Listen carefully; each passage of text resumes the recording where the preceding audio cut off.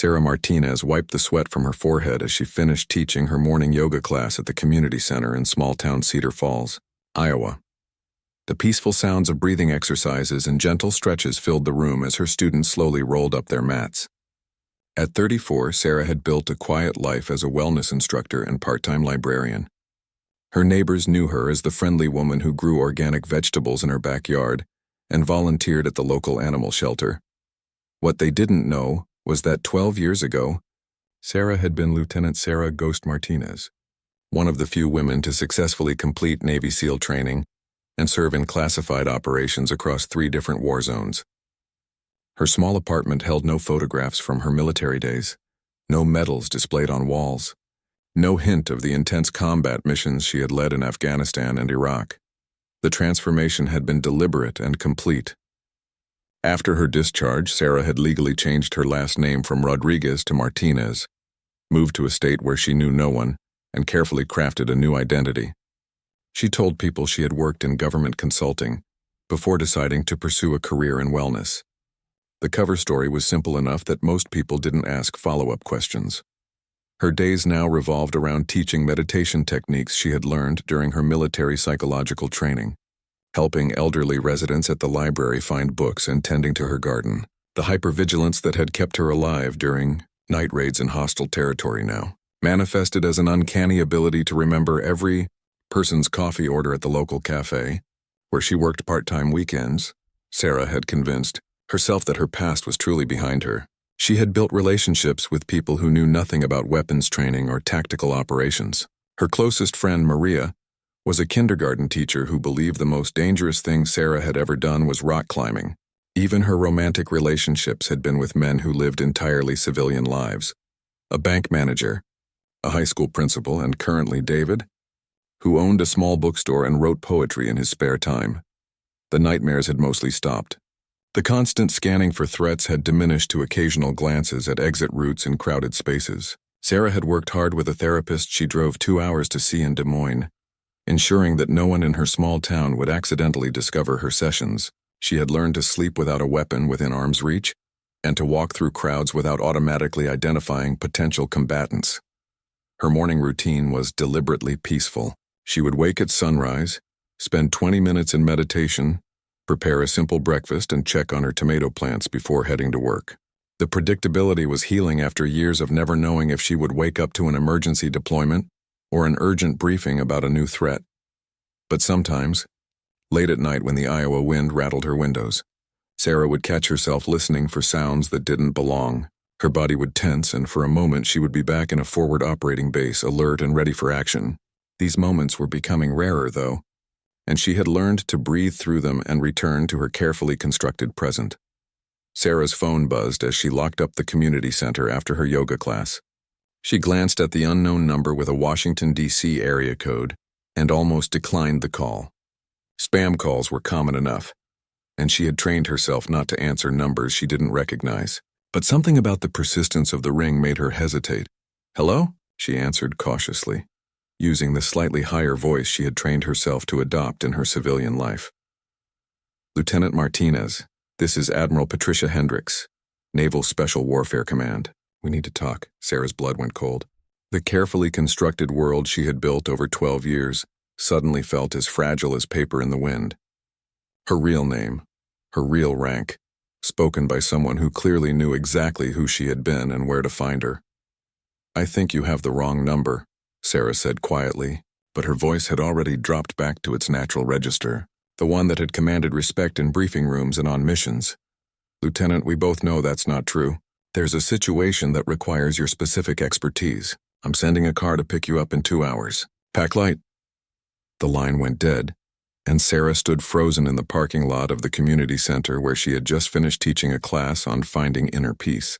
Sarah sat in her car for 10 minutes, hands shaking as she stared at her phone. The Admiral's voice had carried the unmistakable tone of authority that she remembered from her military days. Direct, no nonsense, and expecting immediate compliance. But Sarah was no longer the soldier who would snap to attention at such commands. She had worked too hard to build her civilian life to let it crumble with one phone call. She drove home slowly, her mind racing through possibilities. How had they found her? She had been so careful, so thorough in erasing her trail. The name change, the new social security number for civilian purposes, the complete absence of social media. She had thought she was invisible. But clearly, the Navy had resources that went far beyond what any normal person could evade. Her small rental house felt different as she walked through the front door. The cozy living room with its soft throw pillows and plants suddenly seemed like a stage set rather than a real home. Sarah found herself automatically checking windows and doors, old habits kicking in despite years of suppressing them. She hadn't done a security sweep of her living space in over 8 years. The rational part of her mind insisted she could simply ignore the call. She could pack her car and drive to another state, disappear again, start over somewhere else. She had done it before, but the Admiral's tone suggested this wasn't a request that could be ignored. Whatever situation required her specific expertise was serious enough that the Navy was willing to track down a discharged soldier who had spent over a decade in hiding. Sarah pulled out her emergency kit from the back of her bedroom closet. It was a small black bag she had promised herself she would never need to open again. Inside were documents with her real name, emergency cash, and a secure phone that she had never used but had kept charged out of habit. The weight of it in her hands brought back memories she had spent years suppressing. She found herself moving with the efficiency that had been drilled into her during training. Clothes suitable for travel and potential combat situations, basic medical supplies, energy bars that wouldn't spoil. Her movements were automatic, muscle memory taking over as her conscious mind struggled to process what was happening. 20 minutes before the promised car arrival, Sarah called David at his bookstore. Her voice sounded strange to her own ears as she told him she had to leave town unexpectedly for a family emergency. David was concerned, offering to drive her wherever she needed to go, but Sarah declined with excuses that felt hollow even to her. She couldn't explain that she might not be coming back, or that the woman he thought he knew might not even be real. Maria was harder to call. The kindergarten teacher had become like a sister to her, and lying to her felt like a betrayal of their friendship. Sarah kept the conversation brief, promising to call when she could, knowing that might be a promise she couldn't keep. The pain in Maria's voice when she said goodbye made Sarah's chest tighten with guilt. The black sedan that pulled up outside her house was exactly what she had expected: government plates, tinted windows, and a driver who looked like he had stepped out of a security handbook. Sarah locked her front door, wondering if she would ever see her garden again, and walked toward a future she had thought she had left behind forever. The driver was professional, but not talkative. He confirmed her identity with a glance at her face, opened the rear door, and said nothing else during the drive to the small regional airport. Sarah watched Cedar Falls disappear behind them, noting automatically that they weren't being followed, but also realizing that if the Navy wanted to track their movements, they wouldn't need obvious surveillance. The private jet waiting on the tarmac was sleek and unmarked. Sarah had flown on similar aircraft during her military service, usually heading toward dangerous assignments in hostile territory. The familiar hum of the engines and the smell of aviation fuel brought back memories of pre-mission briefings and the controlled tension that came with knowing you might not survive the next few days. Admiral Hendricks was waiting inside the aircraft, and Sarah recognized her immediately despite the years that had passed. The Admiral had aged well, her silver hair now completely gray, but her posture still military straight. She gestured for Sarah to take a seat across from her, and for a moment neither woman spoke. "You look well, Lieutenant," the Admiral finally said. "Civilian life appears to have agreed with you." "It's just Sarah now," she replied carefully. "And I'm no longer a lieutenant. My discharge papers were processed 12 years ago." Admiral Hendricks smiled, but it wasn't a warm expression. "Sarah, then. Although we both know that some types of service never really end, your country needs you again. And this time, the stakes are higher than anything you faced during your active duty." The jet began to taxi, and Sarah realized she was already committed to whatever came next. Her peaceful life in Iowa was shrinking below them, and she was once again Lieutenant Sarah Martinez, whether she wanted to be or not. The flight to Washington took 3 hours, during which Admiral Hendricks briefed Sarah on a situation that made her blood run cold. A former Navy SEAL named Marcus Viper Thompson had gone rogue, taking with him classified intelligence about ongoing operations and the identities of active deep cover agents. Thompson wasn't just any SEAL. He had been Sarah's teammate during two of her most dangerous missions, and more importantly, he knew details about her current identity and location. Thompson was discharged 6 months ago under circumstances we can't discuss in detail, Admiral Hendricks explained, sliding a thick file across the small table between them. What we can tell you is that he's been making contact with foreign intelligence services, offering to sell information about American operatives in exchange for protection and money. Sarah opened the file and saw surveillance photos of Marcus that looked recent.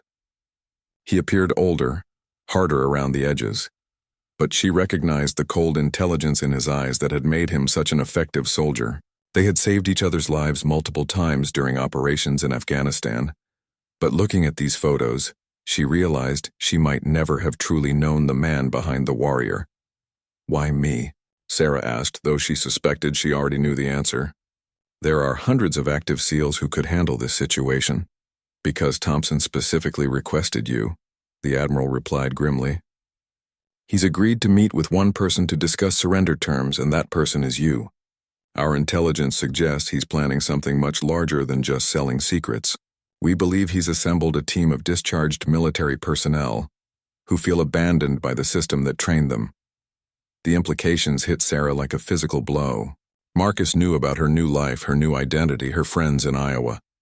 If he was truly planning something destructive, everyone she cared about could become targets or collateral damage. Her carefully constructed civilian world wasn't just threatened, it was potentially weaponized against her. "There's more," Admiral Hendricks continued. "Thompson has been in contact with Elena Kozlov, a former Russian intelligence officer who's now freelancing for the highest bidder. Kozlov specializes in turning American agents, and she's very good at what she does. We have reason to believe Thompson isn't just selling information, he's planning to use it to eliminate the agents whose covers he's blown." Sarah studied the photographs of Elena Kozlov included in the file. The woman was striking, with platinum blonde hair and pale blue eyes that seemed to look right through the camera. Her background file read like a textbook example of how someone could become a perfect predator in the intelligence world. Highly intelligent, completely ruthless, and skilled at manipulating people's emotions and loyalties. The jet landed at Andrews Air Force Base, where another car was waiting to take them to a secure facility in Virginia. During the drive, Sarah found herself slipping back into tactical thinking patterns she hadn't used in years.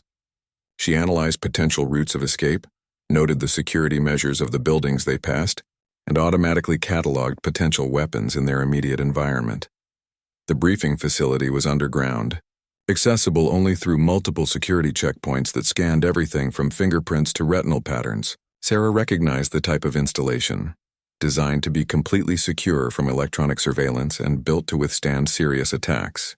Whatever the Navy was planning, they were taking no chances with operational security. Commander Jake Morrison, the officer in charge of the operation, was waiting in the main briefing room along with a team of analysts and technical specialists. Sarah had worked with Morrison years ago, and she could see the respect in his eyes as she entered the room, but she could also see the concern. They all knew they were asking her to step back into a world she had worked hard to leave behind. "The situation is evolving rapidly," Commander Morrison began, activating a large display screen that showed a map of the United States with several red markers indicating locations where Thompson had been spotted. "We believe Thompson and his team are planning coordinated attacks on targets that would maximize both casualties and media attention. His goal appears to be forcing the government to acknowledge what he sees as betrayal of military personnel." Sarah studied the map, noting that one of the red markers was uncomfortably close to Cedar Falls, Iowa. "You think he's planning to target me personally?" "We think he's planning to use you," Morrison replied. "Thompson has sent messages indicating he wants to meet with you face to face. He's suggested that you're the only person who can understand his perspective, given your own decision to leave military service." The irony wasn't lost on Sarah.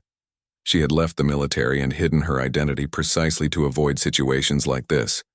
But her past was now being used to draw her back into danger. Worse, the people she cared about in her civilian life were potentially at risk because of choices she had made over a decade ago.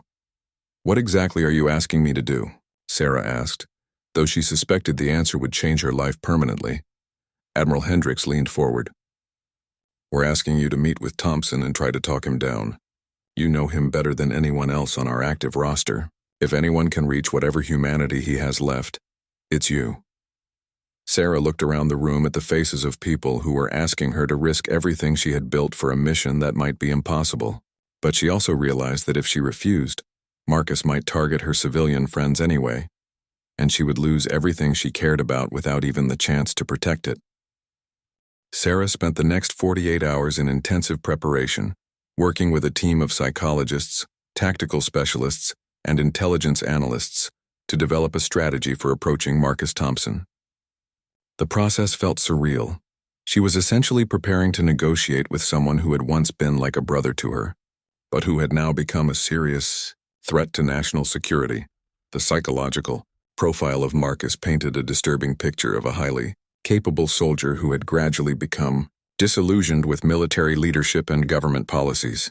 His service record showed increasing incidents of insubordination and conflicts with commanding officers in the months before his discharge. More troubling were the personal details. His wife had left him, taking their 2 children, and he had struggled with alcohol and depression after returning from his final deployment. Thompson's messages suggest he sees himself as a patriot who's been betrayed by the system he served, explained Dr. Jennifer Walsh, the lead psychologist on the case. He believes that exposing classified operations and targeting government facilities will force changes in how military personnel are treated. It's a classic case of radicalization, but with access to extremely dangerous resources and training. Sarah found herself remembering the Marcus she had known during their time together in Afghanistan. He had been intense and sometimes unpredictable, but he had also shown genuine care for civilian populations and real anguish when operations resulted in collateral damage. The transformation from that person to someone planning domestic terrorism felt almost impossible to believe. The technical team had been monitoring Marcus's communications, and they had identified a pattern in his messages that suggested he was planning something major for the following week. References to making them understand and showing the true cost indicated that whatever he had planned would be designed for maximum impact and publicity. We've tracked financial transactions that suggest Thompson has acquired explosive materials and weapons, Commander Morrison reported during a briefing session.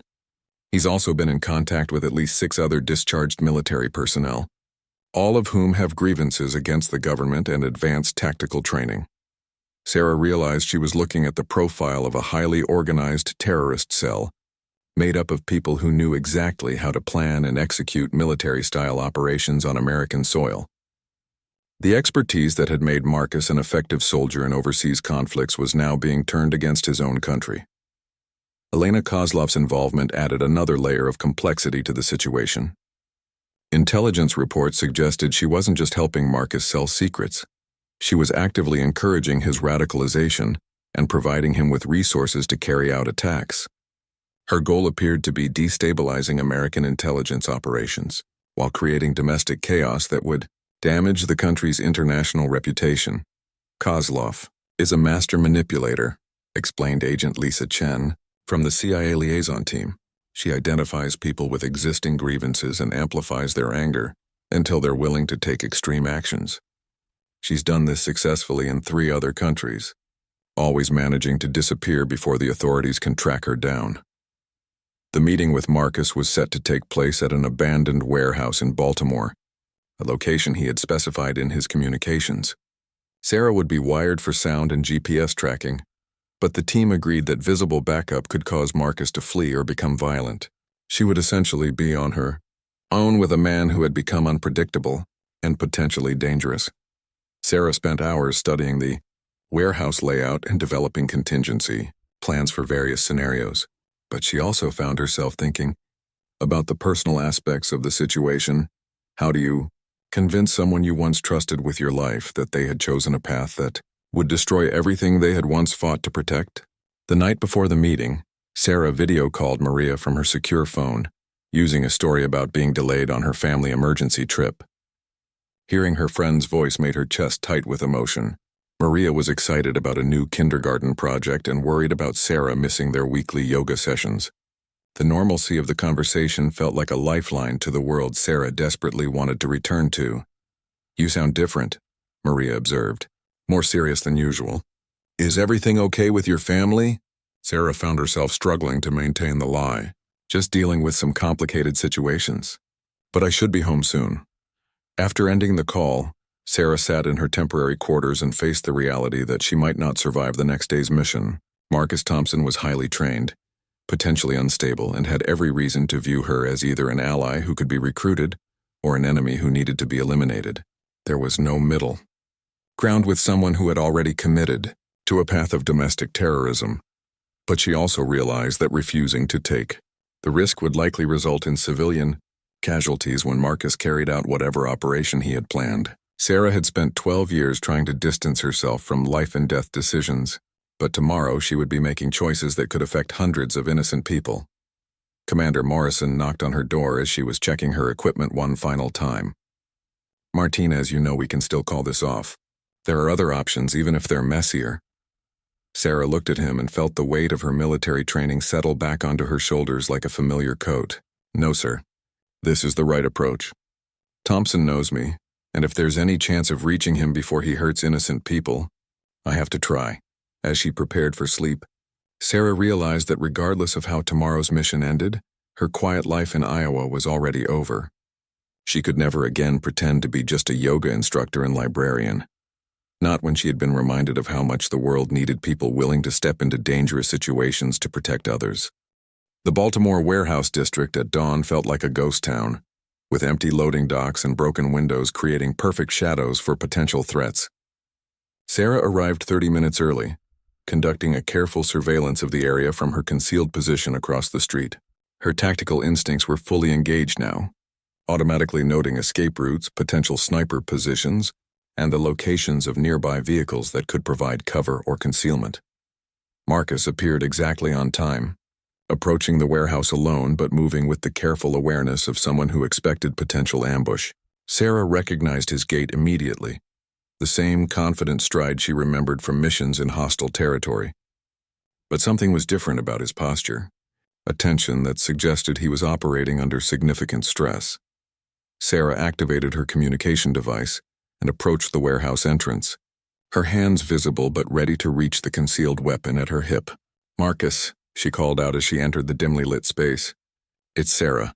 I'm here alone like you requested. Ghost, Marcus replied, using her old call sign as he stepped out of the shadows near the back of the warehouse. 12 years and you still move like a seal. Civilian life hasn't made you soft. Seeing Marcus face to face was more difficult than Sarah had anticipated. He looked older, with deep lines around his eyes and a hardness in his expression that hadn't been there during their military service. But she could still see traces of the man who had pulled her out of an ambush in Kandahar, and who had shared his rations with local children during humanitarian missions. You look like hell. Marcus, Sarah said honestly. What happened to you? Marcus laughed, but there was no humor in it. What happened? I gave 15 years of my life to this country, and when I came home broken, they threw me away like garbage. My wife couldn't handle the nightmares and the drinking. My kids don't even want to see me. The VA promised help that never came. Sarah could hear the genuine pain in his voice, and she understood how someone with his background could spiral into the kind of thinking that justified extreme actions. But she also knew that pain didn't excuse the path he had chosen. I know the system failed you, Sarah said carefully. It fails a lot of us. But targeting innocent people isn't going to fix anything.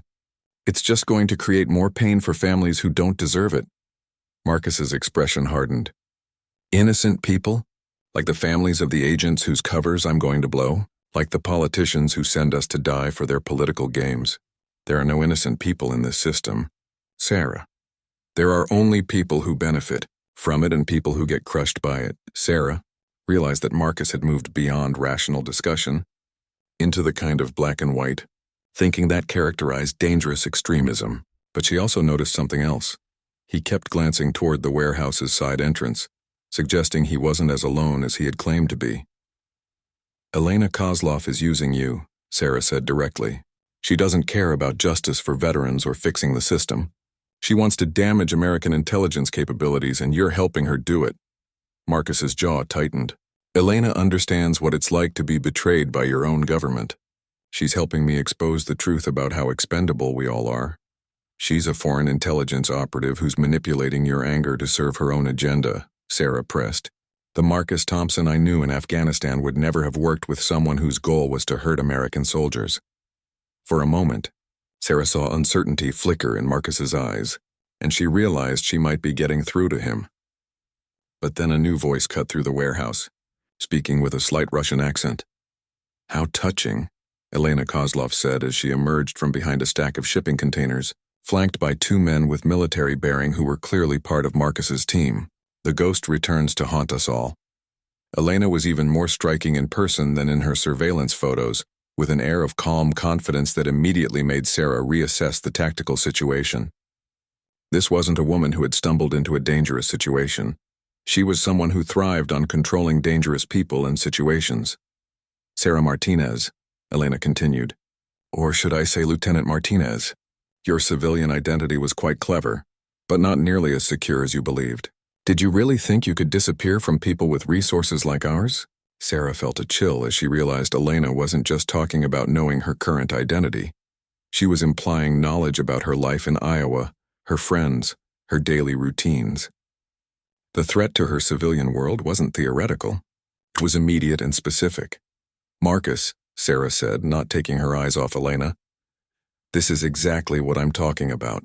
She's using information about American citizens to threaten and manipulate people. Is this really the kind of person you want to be working with?"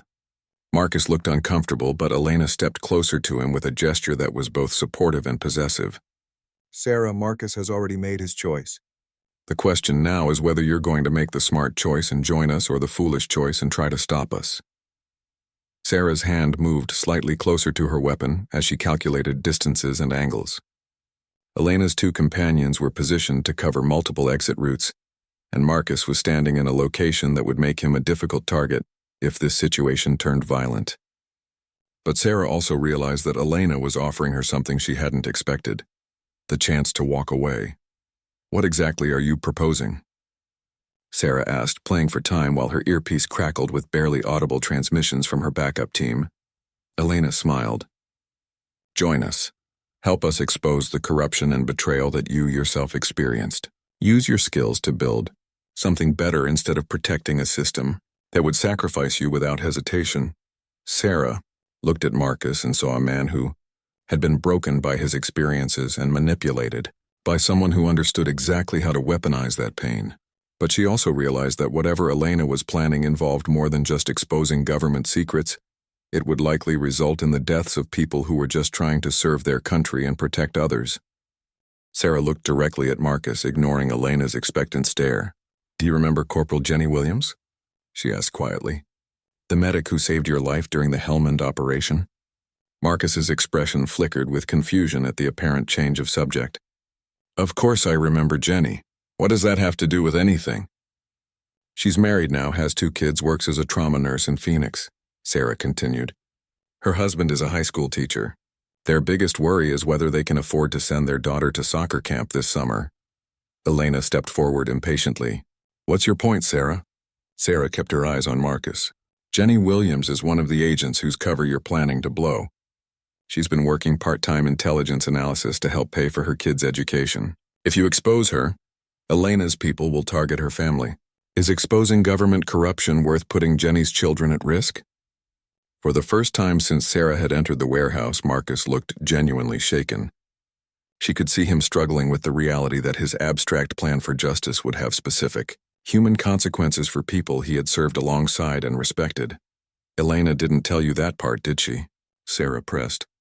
"She didn't mention that most of the people on your list are just regular soldiers and analysts trying to serve their country and support their families." Elena's calm facade cracked slightly. "Sarah, you're being manipulative. Marcus understands that sometimes casualties are necessary for the greater good." "Casualties," Sarah repeated, her voice hardening. "You mean murdering American service members and their families? That's not justice, Marcus. That's terrorism." Marcus took a step back from Elena, and Sarah could see doubt spreading across his face. "Elena, you said the targets were all high-level officials who were personally responsible for policy decisions." "I said no such thing," Elena replied coolly. "You made assumptions about who deserved to be exposed based on your own emotional needs." I simply provided you with the resources to act on your convictions. Sarah realized this was the moment she had been hoping for. Elena's mask was slipping, and Marcus was seeing her true nature. But she also noticed that Elena's two companions had shifted position, their hands moving toward concealed weapons. Marcus, Sarah said urgently, it's not too late to walk away from this. Yes, the system is flawed. Yes, veterans deserve better support. But working with a foreign operative to murder American citizens isn't going to fix anything. It's just going to make you a traitor. Elena laughed harshly. How noble, Sarah. But you're forgetting that Marcus has already committed crimes that make him a wanted man. There's no walking away for him now. Marcus's face went pale as he realized the trap Elena had constructed around him. By accepting her help and resources, he had already crossed lines that made him a target for law enforcement. Elena had deliberately guided him into a position where his only option was to continue down the path she had chosen for him.